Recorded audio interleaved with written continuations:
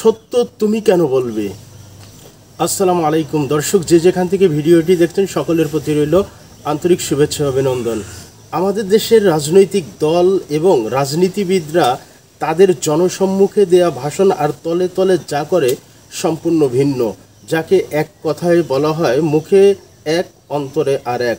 দলীয় রাজনীতি করার মানে এখন দলের অন্যায়, দলের অপকর্ম সম্পর্কে কথা বলা যাবে না। যদি কেউ মুখ ফসকে বলে ফেলে তাহলে তার বিরুদ্ধে যত রকম ব্যবস্থা নেওয়া দরকার তা নেয়।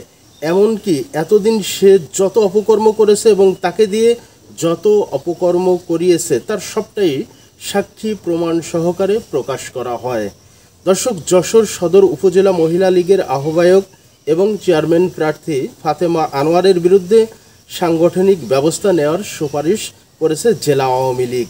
ফাতেমা আনোয়ারের অপরাধ কি? তিনি সাংবাদিকদের দেওয়া একটি সাক্ষাৎকারে কথায় কথায় বলেছেন, প্রধানমন্ত্রীর জামাতাও বিএনপি করে, আমার স্বামীও জেলা ছাত্র দলের সাবেক নেতা, একই পরিবারের লোক ভিন্ন ভিন্ন রাজনীতি করতে পারে। বিষয়টি জেলা আওয়ামী লীগের দৃষ্টিগোচর হলে সভাপতি এবং সাধারণ সম্পাদক তীব্র নিন্দা এবং প্রতিবাদ জানান। একই সঙ্গে তাকে সদর উপজেলা যুব মহিলা লীগের আহ্বায়কের পদ ও প্রাথমিক সদস্য পদ বাতিলসহ কেন্দ্রের কাছে সাংগঠনিকভাবে ব্যবস্থা নেওয়ার জন্য জোর সুপারিশ করেছেন। বিজ্ঞপ্তিতে আরও বলা হয়, ফাতেমা আনোয়ারের স্বামী আনিসুর রহমান পুলিশের মোস্ট ওয়ান্টেড আসামি। তিনি গুম, খুন, মাদক, সোনা, অস্ত্র চোরাচালান সহ একাধিক অপরাধ কর্মকাণ্ডের সঙ্গে জড়িত। তিনি দীর্ঘদিন ধরে দেশের বাইরে পলাতক। দেশের শীর্ষ সন্ত্রাসীদের তালিকায় তার নাম রয়েছে। সুপারিশের বিষয়ে ফাতেমা আনোয়ার প্রথম আলোকে বলেন, রাষ্ট্রনায়ককে নিয়ে আলোচনা সমালোচনা করা একজন নাগরিকের অধিকার। সাংবাদিকদের প্রশ্নের জবাবে উদাহরণ হিসেবে কথাটি তিনি বলেছেন। এটা বলে তিনি কোনো অন্যায় করেননি। এখন চাটুকারদের রাজনীতি চলছে, তারই অংশ হিসাবে তাকে বহিষ্কারের সুপারিশ করেছেন। তারা করতেই পারেন।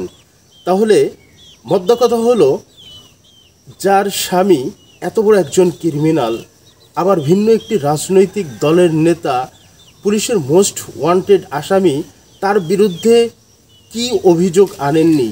তাহলে তার স্ত্রী কিভাবে এত বড় একটি পদে গেল?